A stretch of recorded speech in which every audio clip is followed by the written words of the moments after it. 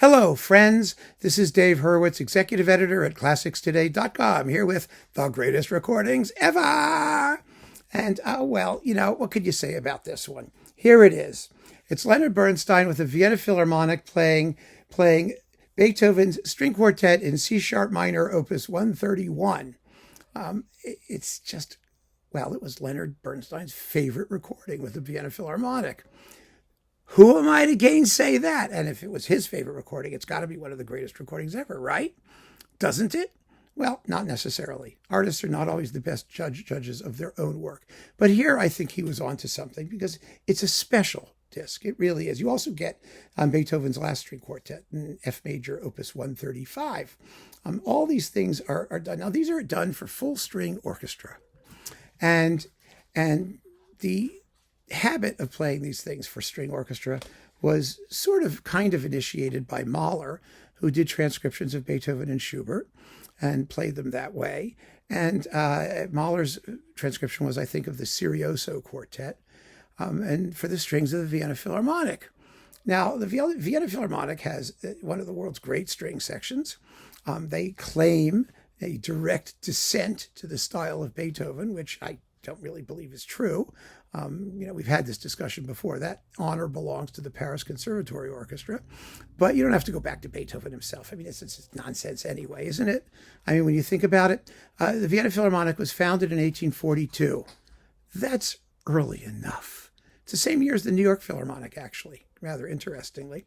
But that's early enough. And what did they play? They played Beethoven symphonies. So they've been playing them for 150 years or so, or 130 years by the time Bernstein got his hands on them and decided to do these things. And it's really fascinating to me that until Bernstein did this, nobody was doing Beethoven for full string orchestra. Since Bernstein did this, all kinds of people have been doing it. Well, they've been doing it because, Mahler's transcriptions have been published and gained a certain currency. And so people have done that. They've done all the rest of the Beethoven late quartets and things like that. Doing chamber works for larger forces is actually a big deal now that we have lots of orchestras and chamber orchestras that need repertoire. And they want repertoire by major composers. And they don't want the same repertoire by major composers.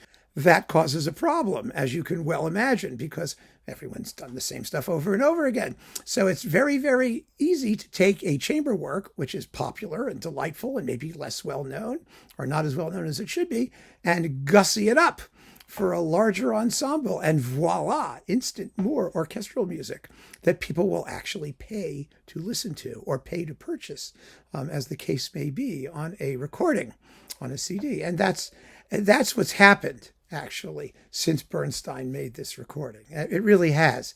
So many pieces have been spruced up and enlarged. In the day, back in the day when this stuff was written, just the opposite was happening. All the orchestral pieces were being reduced because in order to hear them, you had to perform them at home. And you had to perform them at home with limited forces, with a keyboard, maybe a string or a flute or something. And so major symphonies and things like that were reduced for piano to four hands. Brahms did four-hand arrangements of everything that he wrote so that it could be sold for home performance and studied that way. When Schumann reviewed Berlioz's Symphonie Fantastique, he never heard Berlioz's Symphonie Fantastique. There wasn't any place in Germany where you could play the Symphonie Fantastique. He saw a piano score. And the bits that he didn't like were the bits where he couldn't possibly imagine what they would have sounded like in the orchestra because, the bells and the two tubas and the witch's Sabbath. I mean, you can't do that on a piano. But, and the fact, it's very interesting, actually, as a case study in orchestration, the fact that music had to be digestible at home on the keyboard, no matter what, or in a small chamber ensemble, certainly influenced the way that composers orchestrated. Because in order to sell the product, it had to be in a certain format. So, there's a very interesting thesis in there somewhere. Probably it's been done a few times. But anyway, the point of the matter is Bernstein was a great Beethoven conductor. We know that. And the Vienna Philharmonic certainly understood Beethoven string quartets. There were quartets that were based on orchestra members that played this stuff all the time, and they play it very, very beautifully. They're wonderful performances where everybody seems to be having an absolutely terrific time and doing their very best.